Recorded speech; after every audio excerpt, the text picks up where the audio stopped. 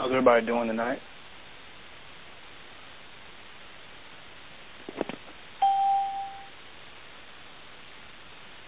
Wepwawet, y'all. Wepwawet. How's everybody doing tonight? Doing good. That's what's up. That's what's up. I wanted to go into the subject of the golden era of hip-hop from 87 to 94, I believe. A lot of people would debate and say 86 to 93, 87 to 94 because of the direction that the music has gone. Because, you know, our young people are being influenced by it now more than ever. And one of our brothers, Professor Griff, wrote a book called The Psychological Covert War on Hip-Hop that I actually recommend to a lot of people. And that book goes in depth as to what happened, you know, because the fact that he's in the industry himself, and just the direction of how it's moving our people at the same time, because we're very impressionable people. And I just wanted to go back to, let's say, for example, you go back to 87, and you go back to more or less a movement that was going on. You had like a conscious movement going on from Public Enemy to KRS-One to Rakim, Big Daddy Kane, Coogee Rap, you know, had the big, you know, the Jazz, someone who was an Ansar. You had a lot of them. That it was a conscious movement. It was not just, you know, flash in the pan. Roll back, bro. It wasn't just flash in the pan groups. This was something that, you know, they realized that this is a culture that can be taken advantage of, you know, for the better and not for the worse. You know, from KRS-One to songs like My Philosophy and You Must Learn to Rakim was just everything that he was talking about. Even if it wasn't, you know, even if it was, you know, groups, you know, from, let's say, 5% Nation of Islam, Ansarullah, they were, or More Science Temple, these were groups that also, at the end of the day, if you notice, they all came together and did songs like Headed for Self-Destruction, songs like that, that basically was giving a warning to our people of just the movements that was going on within our community, from black-on-black crime, and just giving us a projection of why we're doing what we're doing and trying to find a way to curb that type of activity. And if you have to just look at the movement and see where it was going from that to 87 to 88 to 89, you had, you know, groups such as the Native Tongues, from Tribe Called Quest to De La Soul to Queen Latifah to Jungle Brothers to Brand Nubian to Black Sheep. These are groups that carried that same tradition on to, you know, a knowledge of self-awareness, to, you know, a consciousness. It was almost like as Drez from Black Sheep said, it was like a hip-hop community. You know, it wasn't very much fighting and a whole bunch of negativity going on. It was people coming together to realize that, you know, our people are at stake. And you had groups such as on the West Coast, from NWA to whoever you want to name, Ice Cube, who was part of NWA, Dr. Dre. Dr. Dre himself and Snoop Dogg himself said, you know, we're going fast forward into 92 when it became more of a gangster rap situation. You have a situation that started these, let's say the CD, The Chronic. The album The Chronic was birthed out of the riots, and it was an aggression. You know, after being in the riot themselves, Dr. Dre, Snoop, they literally went into the studio and basically let out aggression because of what was going on in the streets at that time. That was literally what they did. That they literally made a confession that this was exactly why we made the album and why it went into that direction. You know, and this is going all the way into 92. And it began to wane around 93 and 94, you know, around the time where you had the last few conscious groups, or just conscious rappers, from Wu-Tang to Nas, a little bit of Mobb Deep every now and then, to it got real bad, because you have to realize the powers that be, they realized that this music made a lot of money. And once they realized that this music made a lot of money, then they can control the direction it was going into. And so the music began to go from groups like NWA that was speaking about people that was going through negativity through the cops and being disenfranchised to just sheer negative music. So they realized that if we push this hard enough, that we can influence millions and millions of people. And they realized at the same time that as long as this is being pushed, that and the positive part is being waned out, because the positive part was making a little money, but it wasn't making as much money as the negative music that we was feeding into. Then you also had, on the flip side to it, in the white community, they are very comfortable with seeing us as African people, Nubians and Nuwaupians, as negative stereotypes. This gave them a reason to put us in certain boxes, because they're very, how do you put this, comfortable with seeing us in that energy, because that's what they want to see. They don't want to see us, the thing is, they didn't want to see us from the native tongue perspective that's like, wow, they're actually intelligent. They have to keep pushing it that we're misogynistic, we disrespect women, we go around and kill each other. They have to project that image not just to us, but to the world, because that's what they're comfortable with seeing. And you have a movement where, to the 90s or late 90s, where, again, it became very aggressive, and you have the Diddy's of the world, where it began to become very coonish.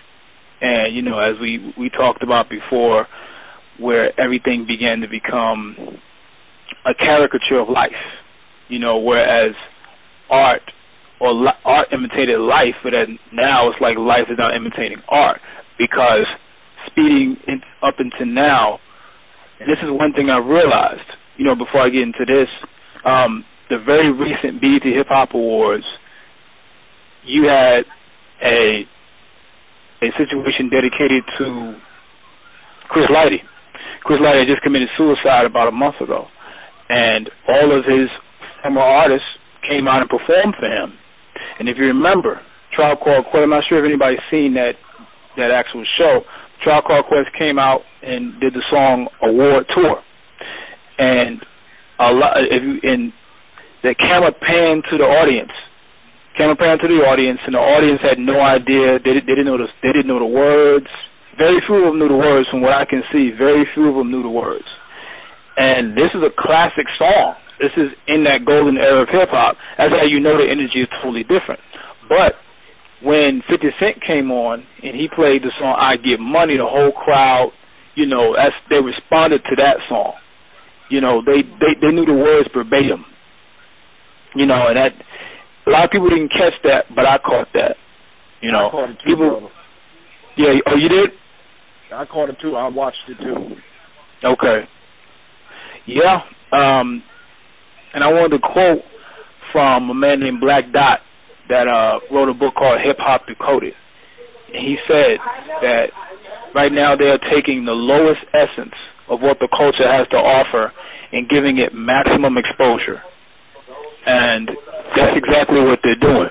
If you look and you go into artists such as Rick Ross, things like that, who promote negativity, this is the energy that they are promoting to everybody. This is who we are right now. This is what is acceptable to not just the beast, but to us, that negativity is acceptable to our people.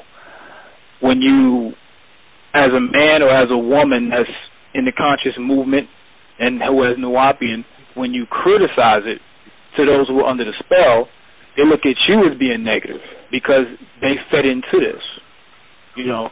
Conscious movement now, that there's very few of them now, from Nas to MF Doom to Killer Priest, and then because they actually represent my father, they actually represent Dr. Malachi Z.York. They they actually go out and put out positive images and positive music, remnants of Wu-Tang here and there, but those that represent the golden era pretty much been pushed out, and now it's all about the lowest degrading mechanism. Hip-hop is now a low degrading mechanism that is get around money. You understand? The music itself now is no longer a culture. You can't really call it hip-hop culture anymore because there's no culture involved. There's very few culture involved in it. It's a very pure art form. My father said years ago, hip-hop is garbage because it uses a lot of samples. But within the community itself, it took something based upon what we went through the Black Power movement and what we were going through from these police officers that don't give a damn about us in our community. We had to create something as a vehicle or a message to our people. And so now that part is gone. So now the message now is negativity. Our women have been degraded to the lowest form, and so they're now getting influenced by the same music and the same movement. The movement is completely negative. That's why we have to realize where the frequency is going. If we can't pinpoint the frequency, we can be influenced by it very, very quickly. That's why I talked about several weeks back about the difference between having a high frequency and a low vibration. When you say high frequency, you're talking about high-pitched sounds. When you're saying low vibration, you're talking about based upon a sound, like say, example, when my father talked about Barry White, his sound of his voice is a low vibrational tone. It's a low tone. So you're taking that and you're connecting it to what instrument takes it to that low tone other than just the lute or the oud, the drum. That's another situation that people have to take into perception of this music now, is that the drum is gone. Everything now within the music is synthetic. Most of the music, if you just take another example, when you go back to Excursions from the Low End Theory album from A Tribe Called Quest, the first instrument you heard on that song, and this is the first song on the whole album, was the drum. I want people to go do their research on that song, Excursions by Tribe Called Quest, Low End Theory. The first sound that you heard was the drum. Whereas now, you take Nicki Minaj's song, and we're going to get on her in a second. But you take Nicki Minaj's song, Here I Am, the first sound you hear is an instrument I have never heard of. I'm going to guess it's a synthesizer, but the sounds that you are hearing influence you on a spiritual level. People have to take notice of this. Those that are asleep don't notice it because in their mind it's just fun. It doesn't make a difference at all. But when you're listening to music and you're not taking into account the tones that you're taking in, you're being influenced on not just on a carnal level, but on the other side of things, on the etheric level. And when you're also adding in the imagery, it's influencing you on a negative level. So we have to look at that, and this is the main reason why a lot of us have to start coming together. That's on a higher level as far as money is concerned, and start taking control of what our kids look at and what we listen to. Right. Somebody say something? Okay, I can continue. We have to start taking control of what we're listening to and what we're buying into, because the beast is now taking over, not just on a perception level and on an imagery level, but on a level where we can be highly influenced and we can no longer make a step back to getting back to our own tones, because you can turn it off, but your etheric chord is thrown off by what you're taking in. You have to at some point make the step to get away from that. And I have made this emphasis several weeks ago, but it's time to continue to make the same emphasis because we don't realize it, but we are being influenced by what we listen to. That's why a couple of years ago, my father, Dr.Malachi Z.York, talked about getting back into music that is into the drum, that incorporates the drum more than anything else. Reggae, even if it's blues, even if it's something that has an African tone to it, it's us. Because hip-hop, the golden hip-hop era is gone. The conscious movement is gone. There's very few in the industry that even care about our people anymore. If you're looking at groups like... Go ahead. Why do you think that hip-hop is not centered around the drum anymore? I think it is. You think it's turning around? No, I think it's centered around the drum. Like hip-hop, that's all it is. It's just a drum beat, really. I don't see it anymore. I think it's gone. I think that the essence of it is gone. Synthetic. Yeah, it's synthetic now. It's not based on the drum anymore. Oh, you mean like the actual real drum? You know what I'm saying? But if it was totally based on a drum, techno hip-hop wouldn't be selling the most. Right. So when you say drum, do you mean like drum sound or an actual physical drum? Because, you know, you could play like a drum out of keyboard. But actually, physical drum. Well, that's a different tone of drum, brother, because I'm a drummer myself, and I play a drum set myself, and Congo drums and timbales and hembes, that's a different tone of drum because they make notes too, and they vibrate on frequency. So the drum you talking about nowadays they're using in hip-hop is a tone that's a synthetic tone, which is not in actual, it has no depth to it. Yeah, it's like a drum it's like a bass on top of a drum, really. That's what makes the boom sound. No, not this a lot of hip-hop nowadays because it's based on synthesized. It's been it's more of a synthetic synthesized tone, but it's not an actual tone as far as the drum is concerned. Okay. Like you ever play the concert bass drum like for symphony? Well, I mean, I call a bass drum, the 22-inch tom on a drum set, or the opposed to a bass drum in a band, marching band, things that have like a tone that you can change the notes and have lower frequencies on it.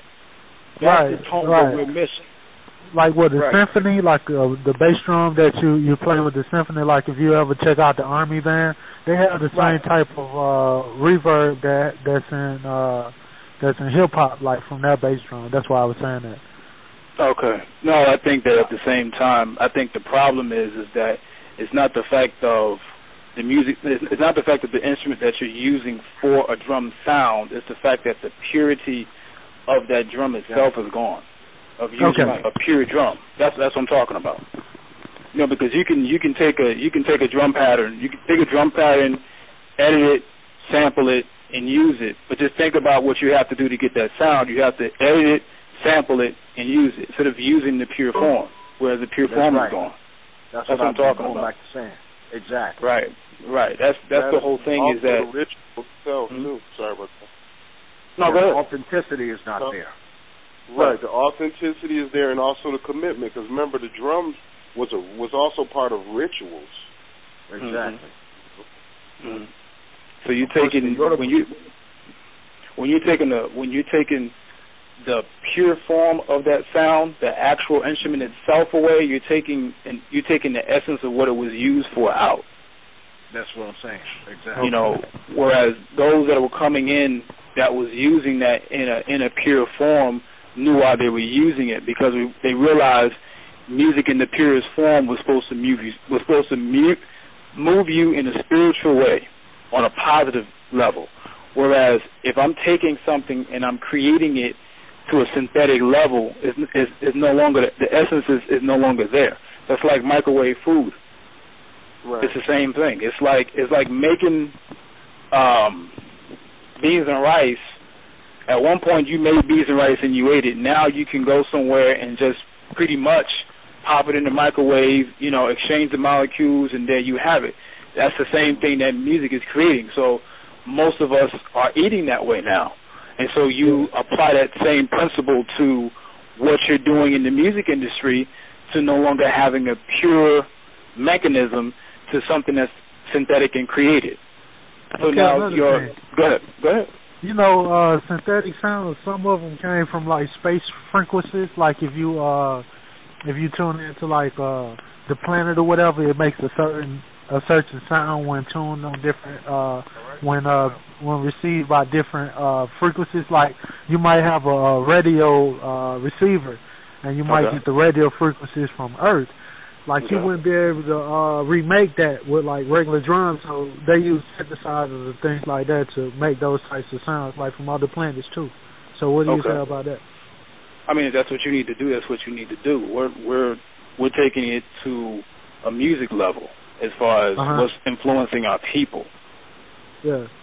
That's what I'm talking about. I mean, that's a whole different class. But I was just saying where they're getting them from. Right. Well, I mean, if they have to sample a sound in order to create something, if the essence is gone, then that's what they'll have to do. But there are sounds that you can use regardless of having to sample it or not. But I'm dealing with what's going on right now with this music here. That's the problem, is that we're buying into something that's synthetic instead of saying, okay, if you don't have it, don't use it. Or you have options that, let's say, for example, now you have, the Roots. The Roots is actually the purest hip-hop group out now at all. They get no exposure whatsoever. And Public Enemy's still out too, brother. Public Enemy's still out. Most of their stuff now is mostly internet, push now, because they're definitely not going to push that as much as possible. They'll push Maybach Music Group before they'll push Public Enemy.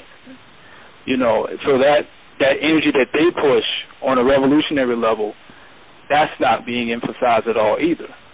So our people and our kids don't really know what intelligent music really, or just intelligent rap is anymore at all, unless you have to educate them.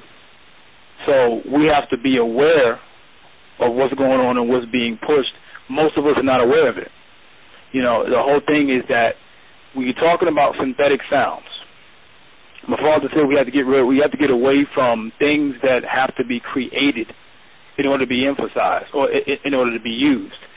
The difference between something that is created and something that is grown.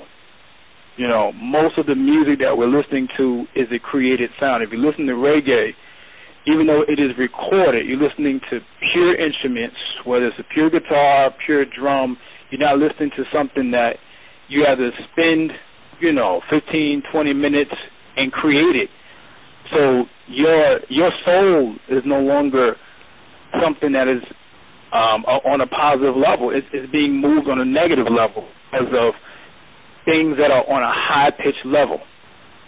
And because they're on a high-pitched level, you're not going to a certain frequency or a low frequency that we needed to stay on. Things that are pure. That's why pushing that drum or that pure drum is needed now. Different ceremonies that we do. Different African organizations, that's the first thing they do is they bring out those drums. They want something to vibrate inside of you. Because you got to look at it. When you go to church, the first thing that goes on in that church is, some churches, most churches now, they'll deal with instruments and stuff like that, the drum, the guitar, the piano, because they're trying to conjure up a spirit. The biggest thing is they're trying to conjure up a spirit. And they realize that. The reverend in them, they know exactly what they're doing when they're incorporating music into their churches, because they're trying to conjure up a certain spirit. And so they realize that it's a spirit that's inside that church.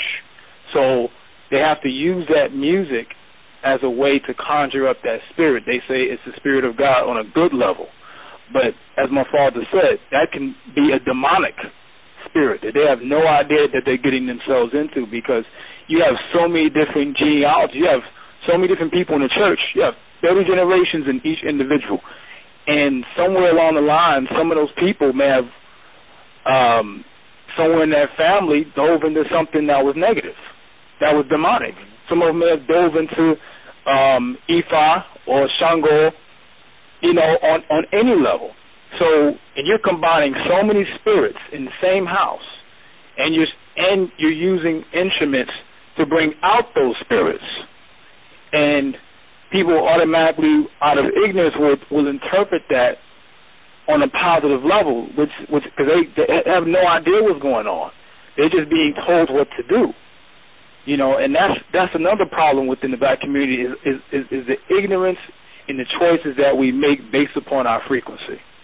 Because we don't know what music does to our soul, then we just feel it's okay to listen to it for a little while. It doesn't make a difference.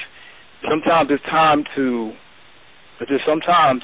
best to take a break from a lot of those high pitched music. I say high pitch because it's not on a low vibratory level as it would if you're dealing with African music and African drum and reggae and things of that nature. Those are the things that we got to get into.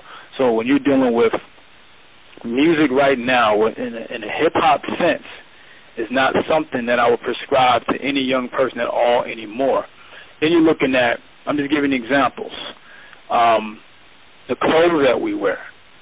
You know, you go back 20 years ago, the clothes were totally different. You know, you went into the cross-color era and stuff like that, but it wasn't to the point where we're mimicking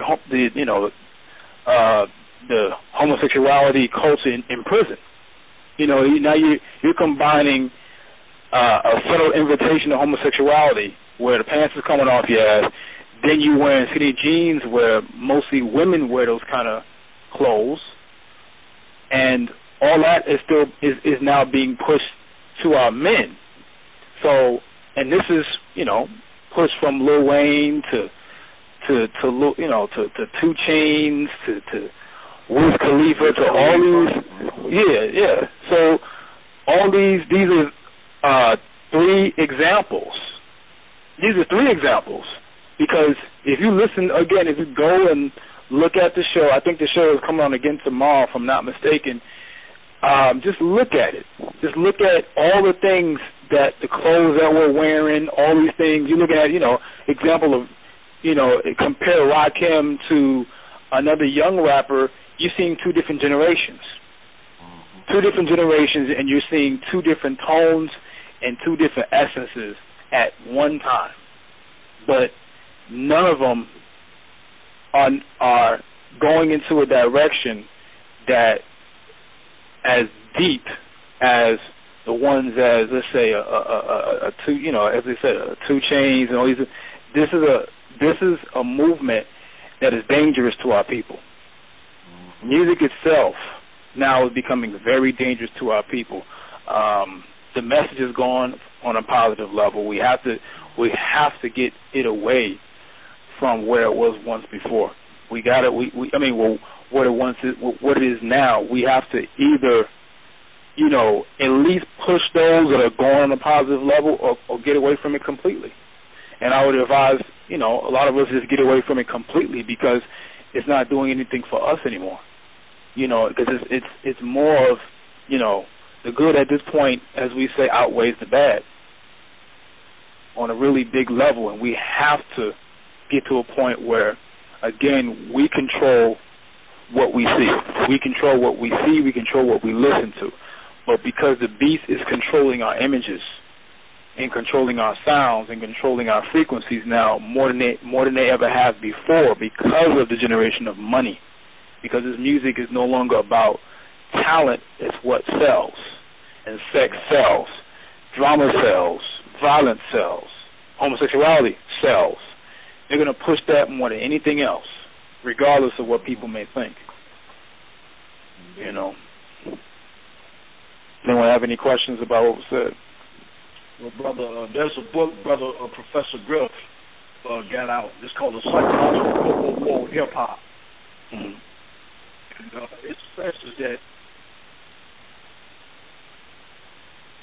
Yeah. This is a war for your soul. Mm-hmm. This is a war for the souls of our children. Right. Because all of the influences that are in this music nowadays is not the positive influences. Because, you know, with these tones, you got to be careful. That's why, you know, when you stress, brother, about these tones, and Brother Griff make a great point about these tones, because it's vibrating on that demonic frequency, that lower chakra, and it's hitting those tones that vibrate on that lower frequency.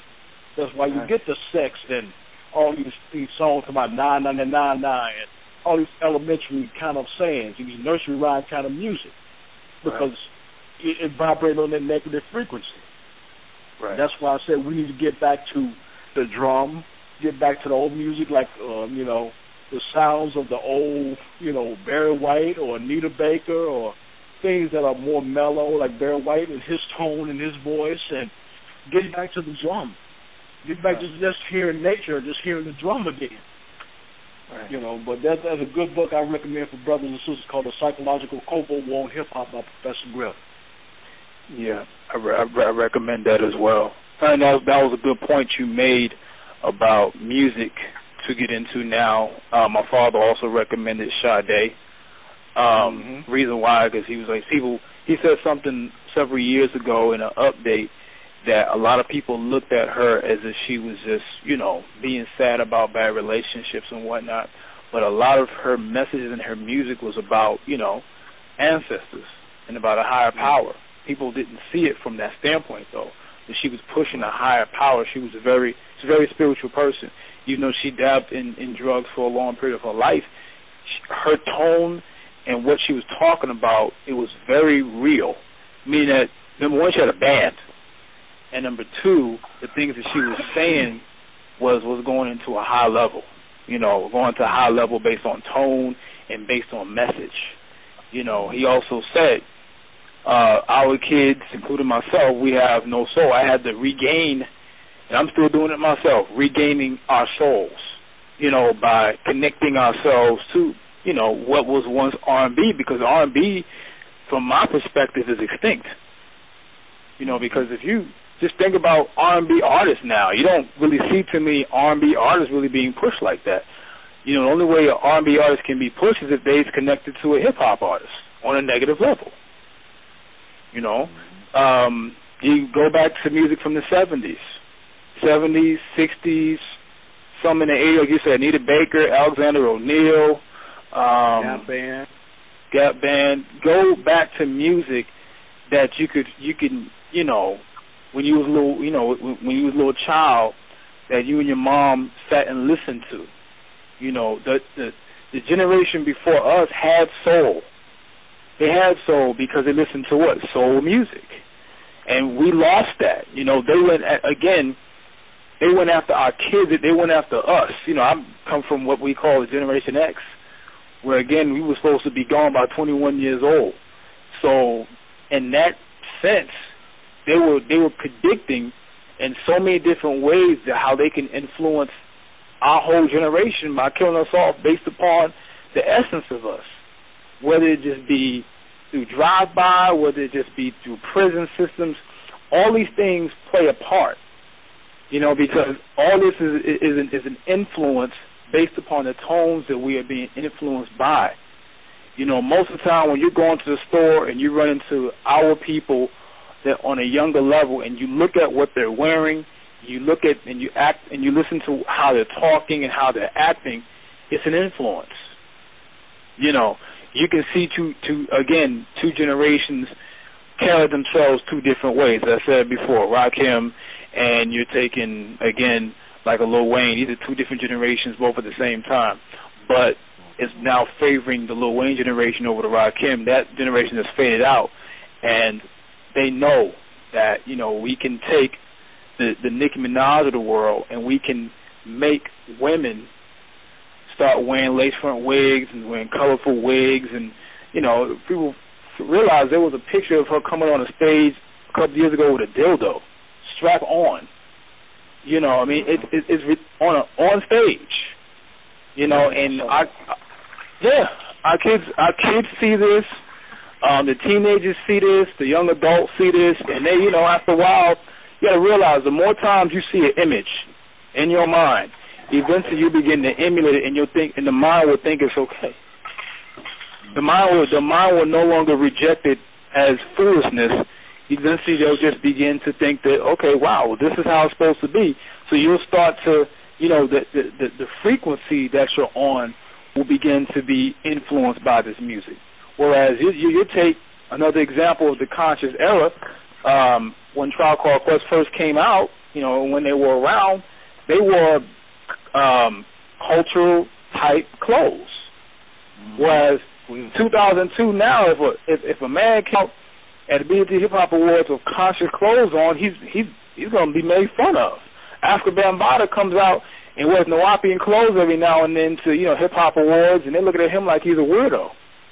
Yeah. Just think about that for a second. Think about how much of our images have changed over the years. That's ridiculous. It's like a person can't really be who they really are. They have to be a synthetically created individual now. African people in the music industry now are synthetically created. Everything has to be about sex. Hip-hop is now a misogynistic, sexually driven, and now homosexuality-driven industry. There's no longer a culture no more, because culture means something that you can cultivate. I don't think we want to cultivate what it represents now. Let's look at this again as something now. This is now part of a paradigm that you can pick and put inside of it and realize now this is now influencing me on a negative level. Let's get away from it. It's time to see it for what it is, and now teach to our people that's within our cipher and realize, look, we gotta at least get away from what's going on right now, and at least if you're gonna listen to something like that type of music, at least let it be something that's gonna influence you on a positive level. Mm-hmm. Do you want to have any questions or statements as well as what the subject is about? Yeah. I still listen to Public Enemy, brother. I still listen to Eric B. Rakim. I still listen to Tribe Called Quest. The Jungle Brothers, even with Queen Latifah, when she was real Queen Latifah. Now she's going another way, it's just a lot of influences that I still listen to. I still remember the old school hip-hop in New York and, Eric B. Rakim. I still listen to all of that. To go back to the old African Bambaataa and Soul Sonic Force and Kumo did it with Treacherous Street, still listen to that. Because that was real hip-hop. Yeah, it was. Me too. I got another thing to bring up too. Yeah. You got Goody Mob, who is one of the most conscious groups out of the South. Right. Okay. They don't completely go overboard until CeeLo starts dressing like a clown. Yeah, exactly. When he starts dressing like a clown and acting coolish, that's when they get that money. That's true. I was if so you mad listen to at old school Goody Mob, that was our organization as well. That's true. Mm-hmm. You can't find a Queen Latifah picture where she had the Ansar logo on. You can't find it nowhere online. I've been searching for months. You can't find it. She took them all offline. She won't even show her past no more. No. Yeah. Now, she got with that influence with Quincy Jones, and now she don't set it off kissing a woman. Just totally just changed. Yeah. And I was so mad. And brother, I was so mad at CeeLo. Because I remember when the Goody Mob years ago came to Houston, and I talked about going to the land one day, and I didn't get a chance to make that yet. You know what CeeLo told me? He said, "Brother, take care of your business," because he knew what I was talking about. And Gip was sitting right there, and Timo was sitting right there. But now I see CeeLo. And I see CeeLo now dressed like wearing a woman dress one time. I'm like, man, CeeLo, what is wrong with you? Wow. I was so mad at it. Wow. Same thing with Andre 3000, man. That's another one. Let's not go. There's so many. Andre 3000, dedicated brother in the organization. Right. But it's a couple of them now that are still around. And don't get me wrong, CeeLo will still do his knowledge, but it's on a real underground level. It's like he'll bury it, but he'll get that money on that other level. Right. No, you're right. Same thing with Jay-Z. We all know, everybody in the organization know, if you go look up the video called The Originators, you see Jay-Z right there with the Nuwaubian Nation. He's standing right there with the flags and everything. Wasn't he standing with Jazz one time? Yeah, if he's in the video, The Originators, we hear all the nation of Nubians. That's a line that Jay-Z said out of his mouth. Mm-hmm. That's true. The decline of Wu-Tang is because they were cultural. That's why Wu-Tang stopped selling records, because they were too cultural. But you can't be that way no more. You can't really. Yeah, you can't emphasize positive images anymore, because it's not conducive to money. Right. Right. You got to realize that. You know, you got to realize now hip hop is now more pornography than it is. Again, it is culture.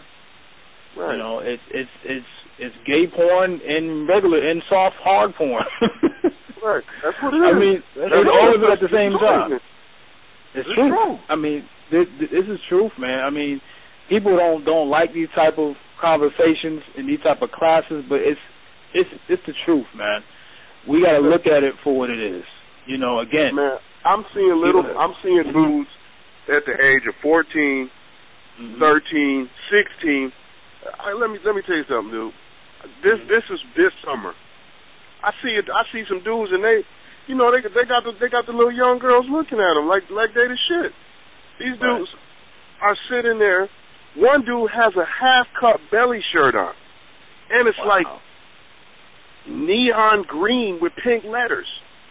He got on skinny jeans with pink boxers hanging out of them, and it's like these dudes would not have survived in my childhood. They wouldn't have made it. But these are the heroes now. Yeah. This the heroes now. Look at how Biggie looked. Look at how Tupac looked. Look how they carried themselves. Those were our faces. Look at Public Enemy. Look how they carried themselves. Look at NWA. I mean, compared to then and now, it went from the positivity, angry black man, to the angry drug dealer, to the closet homo drug dealer, to the snitch cop homo drug dealer, to the complete open gay nothing. Drug user. Hip hop went from cultural to pimping, from gangster to pimping, and pimping back to the homosexual culture. So that also you have to look at, brother, too. Now you got men carrying European handbags now. Oh yeah. Wow. Yeah. Wow. Men wear. It's gonna be a point where men gonna start wearing skirts now. Yeah. You already know it. You know what's coming. It's already started. It's already started. Yeah. Yeah. So it's to the point now that I was talking to a sister the other day, and I said, you know what? I said, being a straight man with any kind of masculinity, you are the bad guy right now. You're the bad guy, because you can't even have a heterosexual perspective on anything anymore. If you say you don't want to do something because you're just not with it, you're considered as a hater. Because I don't want to sit in a room full of gay dudes and have a conversation, that means I hate gay dudes? I don't give a damn what gay dudes do. That's their lifestyle. Wow.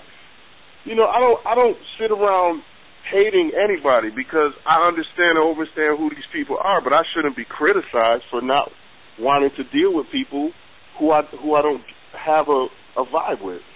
But in this era, you're the criminal for having an opinion against it. It's crazy. Exactly. Lil Wayne kisses a man in the mouth, but everyone's a hater. Right. Exactly. I mean, really. I mean, that's what's funny is and that's how ignorant a lot of us are, is that we'll say we're against homosexuality. That's, homosexuality, that's, you're going to hell. That's against God. But you can listen to a man just kiss another man in the mouth. Right. I actually called out a guy on that, like, wow, you're cool with that. He's my favorite rapper. He's your favorite rapper, but you're against gays. Well, I have nothing against, but you just said you're against homosexuality, so you're justifying it based upon this music. Right. You're saying it's okay for that. So why don't you kiss a man in the mouth?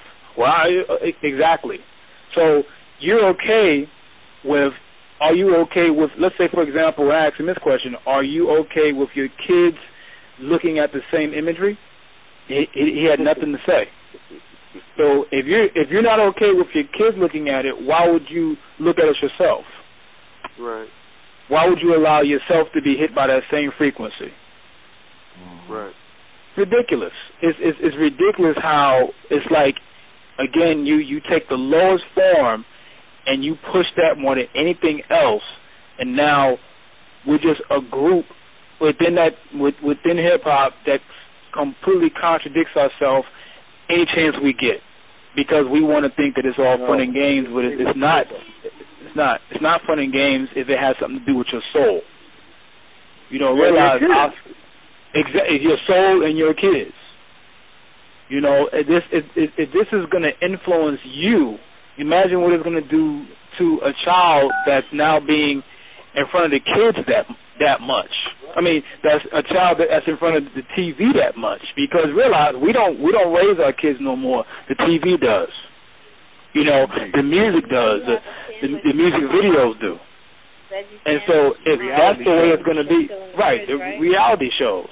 You don't want that though, right? So if that's the way it's going to be, and you're thinking that that's okay, that you're going to follow a high frequency like this, these high pitched frequencies and these images, then we're doomed.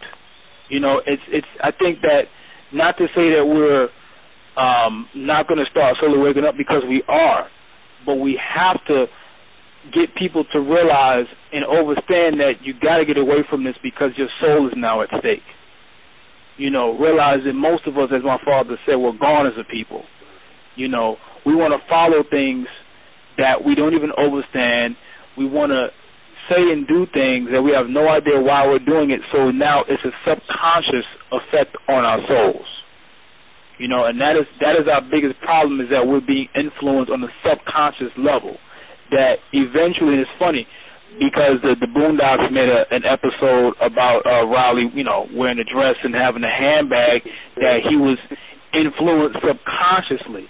And it's funny how he says everything is gay on the show, but the moment he's looking at something like that, he's being influenced on a subconscious level. So that's the problem, man. It's like now we're seeing it. It's funny how Magruder touches on something that a lot of us don't really see, and he shows, like, look, our people are being influenced subconsciously like this, man. You know, it's not fun and games anymore. This is real. Mm-hmm. So the Boondocks still come on, brother, because I've been trying to catch it. They're already starting. I think they're already putting together season 4. The sneaky thing about the Boondocks too is the artists that do the music are all conscious. Notice that? Yeah, you noticed that, right? Yeah, you gotta remember MF Doom does majority of that soundtrack. Yeah, I noticed that. Right, I noticed that. Yeah, you have to realize. Go ahead. So, brother, even the gospel music is vibrating on a negative energy too, brother. Exactly. Yeah, I've seen that. Yeah. It was to a point when I was telling Nuwaupians to listen to more gospel music, and they thought I was crazy. I said, no, gospel music is on a higher level than your hip hop. True. They thought I was crazy, but it's that's being taken as well. Yeah, it is. Oh yeah, they're taking over. They're taking over gospel too, brother. It's on that negative demonic frequency too. Oh, and also I have a friend who it's also in reggae too. Don't think that, you know, because reggae is the home of the drum. Don't think that they're not wearing skinny jeans and rainbow bright colors and popping like little girls on the dance floor there too. Like I said, I am not homophobic. I have nothing to do with that. I'm just masculine. I'm just an alpha male. I'm just an alpha male. I don't mind people being who they are and doing what they feel. But what's alpha male? It shouldn't be alpha male? Yeah, what is that? All right. Pretty much like this. If you consider a flock of gorillas or a den of lions, that lion is the guy who's in control of that den. there's only one lion that stands in that den, and that's that alpha lion. Same thing with the gorillas. I'm too masculine to be around a bunch of gay dudes. I'm sorry. It's just they don't talk about what I talk about. You know, I don't hate them. I'm not gonna go around trying. Get married, do what you got to do. I don't got a problem with none of that. That's y'all thing, but it shouldn't be to a point that because I don't choose to do it, I'm the bad guy. That's my thing. I want balance. It's not balanced right now. Mm-hmm. Right. There used to. I mean, if you really think, if you go back to the earlier age of hip hop, there was still homosexuality involved, but it was more in techno and pop. It wasn't in hip hop. Right. If a person, for example, you might take an Ice-T song that comes out early '90s. You know, it was extremely aggressive. It had, you know, Cop Killer, where he's coming from an aggressive level. Now, and I'm glad you mentioned that. You know, we've got, you know, take it back to exactly what the subject is that you're taking one part. It's not one-sided, extremely violent, but then in the same year you have Low End Theory that came out, where it's extremely positive and is more now on a passive level, but it's not as aggressive. I call Low End Theory leading by the drum. Low End Theory was all drum and jazz. That's what it was. Exactly. It was drum jazz. Exactly. It was cool out, have a good time. Yeah, exactly. Well, sure. But you got to realize, like the brother just said, that's balancement. Where now there is no real balancement. In order for something to have balancement, you have to have two things of like size that's going on at the same time. Whereas you have conscious hip hop going on, but it's completely underground and it's being outweighed by negativity and sexism. Right. So it's not a balancement anymore, and you can see, you know, you can look at it from as if it's like a weighing a scale, you know, and the music went to a point where the scale one side got higher than the other. Right. You know, that happened over a period of time, and now it's to a point where the other one is just way up there like a seesaw. Right. You know, and the other one is just, you know, the sexism and the violence and homosexuality is just sitting on the ground, completely outweighing everything else that could influence us on a positive level. Right. I mean, have freedom of speech. Say what you got to say. But where's the balance? That's just, I mean, I don't hear anything positive, man. I don't. No. I listen to hip-hop every single day of the week because I do the music. I research it. I do the music. There's some pimp songs that are funny. There's some ignorant songs that are funny. Yeah, a lot of it it's amusing stuff. But why does my son know every single word to a negative song? But when I ask him who Nas is, he doesn't even know. True. But he knows rappers that's the same age as Nas, who's talking about shooting people in the face all the time. I don't get that. Right. That's true. I mean, but you gotta realize, again, you know, and you know this personally, there's a reason for that, because it's not being pushed. Exactly. If it's not being pushed, because we're not really doing, you know, us as young, you know, I'm saying us because of a, you know, us as an African group and race, us are not going out and researching old artists anymore. We're not doing our own research, and we don't know our history. And that goes back into, again, not knowing your history. And people don't know. You got to realize, a lot of young kids, they don't even know who Public Enemy is. Right. They don't know who X-Clan is. They don't know who Moni Love is. They don't blacklisted. Right. They blacklisted X-Clan for being too black. They took everything off. That was crazy. Mm-hmm. And these dudes was on Billboard's top 20, and they took them off the. That's just crazy. Right. Man. Right. Yeah, but the only way that our young children know Public Enemy is through Flavor of Love, and that's a damn shame. Yeah, exactly. And that's just ridiculous. Yeah, and Flavor, and though Public Enemy was a positive influence, a positive rap group, Flavor Flav was vibrating on that negative energy. Yeah, exactly. Yeah, he was there. He was there as the court jester. He was there to soften them up just enough where they could get their message in. Yeah. Mm-hmm. He's the one whose face you see all the time. Yeah, that's why him and Professor Grip always fell out and got into it all the time. You know. Yeah, but you're applying that same court jester mentality to reality TV where there's no balance, man. You're gonna have a lot of negative results. Mm-hmm. Right, you know, and there is reality TV. There is no balance. There is no.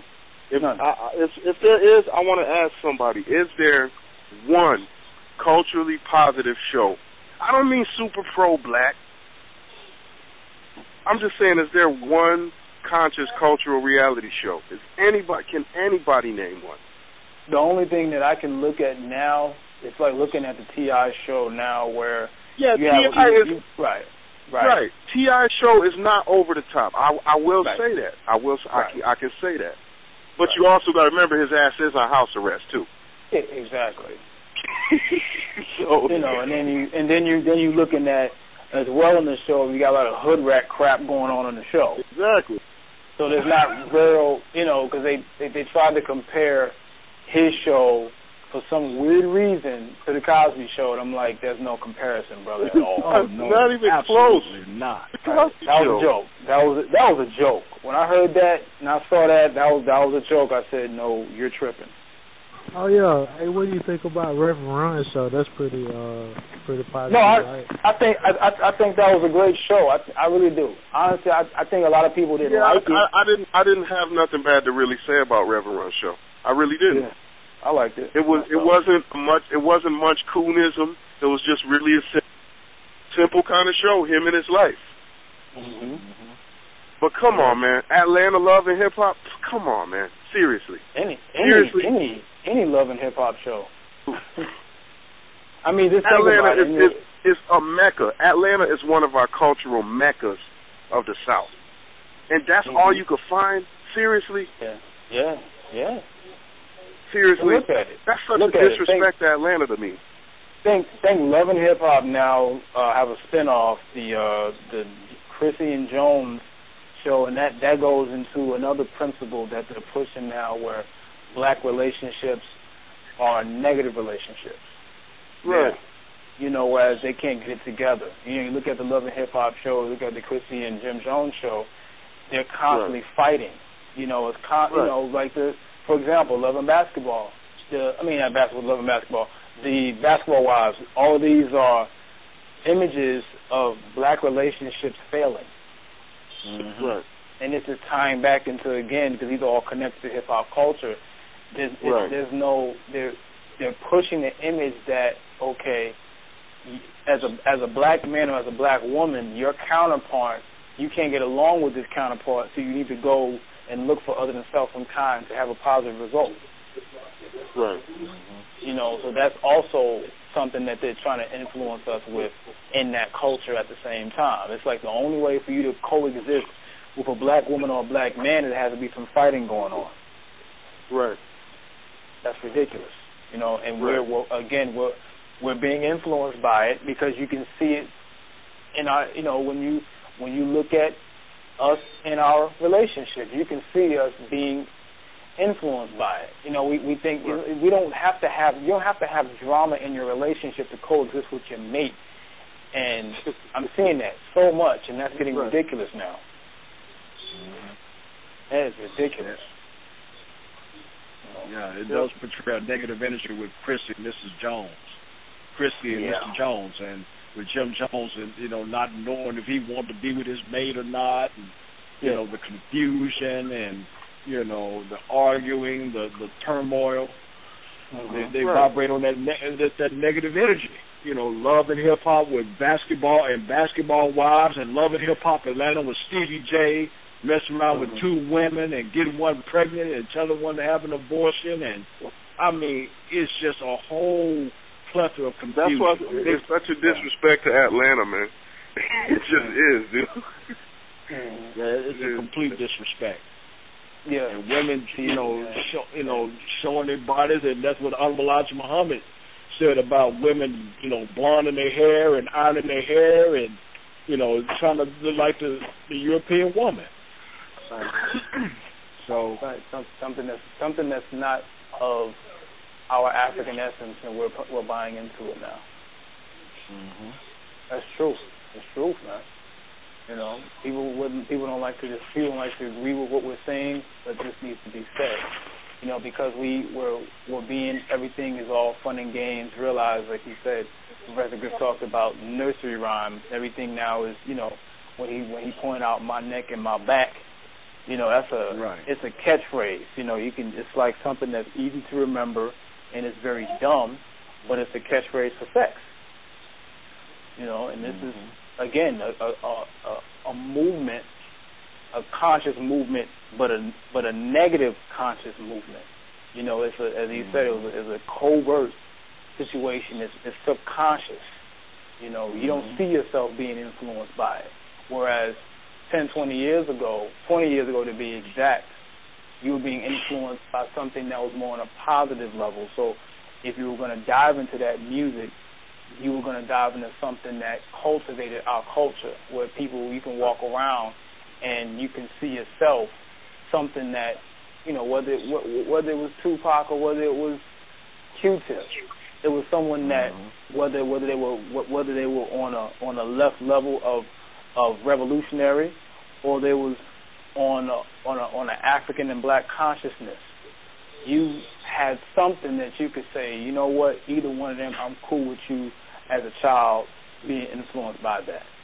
I may not be around as much, but, you know, it's cool. They also had messages that made you ask questions.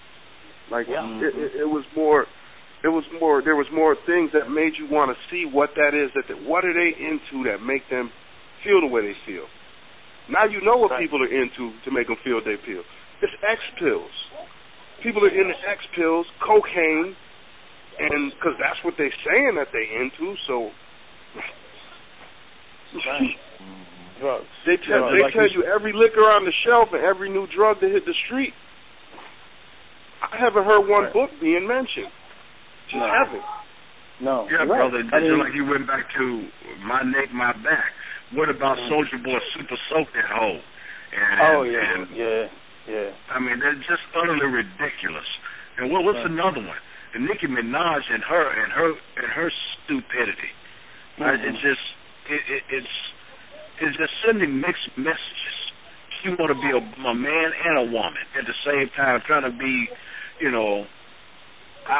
Can you elaborate more on Nicki Minaj, brother? Because it seems like she is more synthetic now than she's an authentic woman. She's more synthetic now. Yeah. You know, artists making sex tapes and all this kind of crap. And you know, that's how you get in the door now. That's how you get in the door. You make a sex tape, or you on World Star Hip Hop chopping up dope. Yeah, she's put plastic. Your face in the camera. She's plastic. Not just her music, but just her body. You know, because she had, you know, butt injections. She's had plastic surgery. Everything on her is synthetic. So she's a synthetic image. And and that's why she's the face that's pushed. That's why she's what's pushed. Right. You're not going to see. I mean, and this is a true confession of self.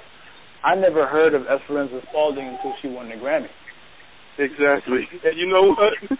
White people bought her music. Yeah. White people bought her music. White people be buying our cultural artist music. The white people in England and Britain, they buy our music. Right. Think about Speech from Arrested Development didn't sell over here, but then he realized he sold more in Asia. Right. Yeah. You know, this was, again, when, you know, Arrested Development had already broken off and, you know, had broke apart. This was, when he came out with his solo projects, this was in the late 90s. So hip-hop had already went into another direction by that time. And it was funny because his music flopped here again, but over there he's like, man, I'm making millions of dollars. You know, whereas they bought, again, you're looking at, on the other side of the world, you're looking at music that we were once into, Public Enemy, they really do it over there. Different artists like Afu Ra that came out 10, 12 years ago, conscious brother from, you know, from that movement, but he's not, he didn't sell very much over here, but on that side of the world, they eat that up. But over here, You know exactly what you know exactly what to expect, and you know exactly what's going to sell. Mm-hmm. You're like a brother. Exactly. You remember that group from Organized Noise called Society of Soul with Big Rule? Yeah, exactly. The poet? Right. Yeah. They were number one in Japan when they first came out. Blocked over here, number one in Japan. Right. My father, he always said he wasn't always a big fan of hip-hop, but he said as long as he was pushing something positive, he was for it.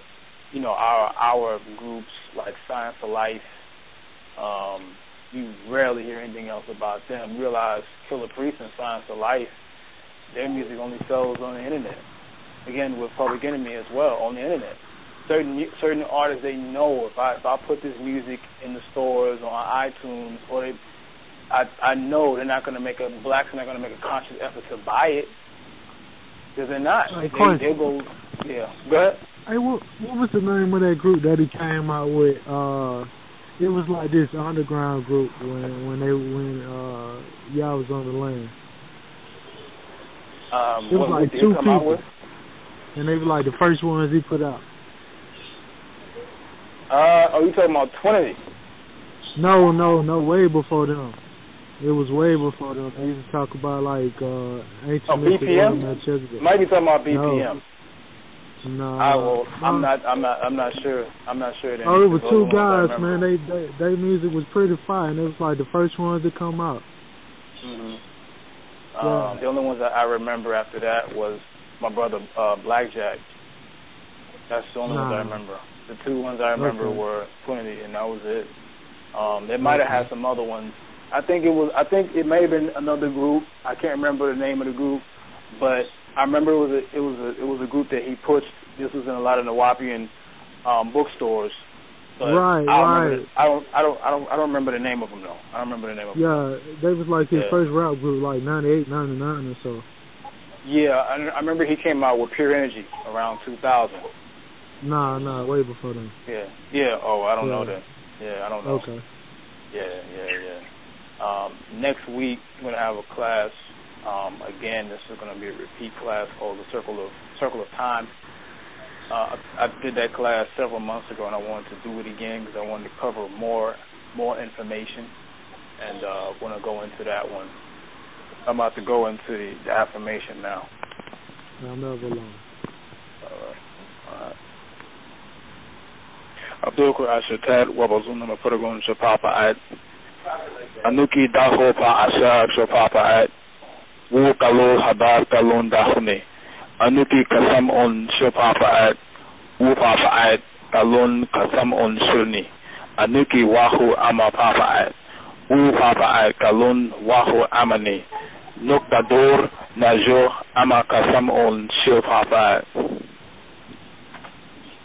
Wu Habab Ama Shahas Nuk Kador Kawun Kalu Dik Nuk Urajub Daho Papa Talama Urajatli Kalun Dago Daho Papa Anuki Yabo Bi Nafusni Pa Paat Kalun Anuki Pa Paat Kador Nuk Kador Pa Paat Saul Nuk Saul Estanje Lako Om Atum Om Aton Om Amun Waduku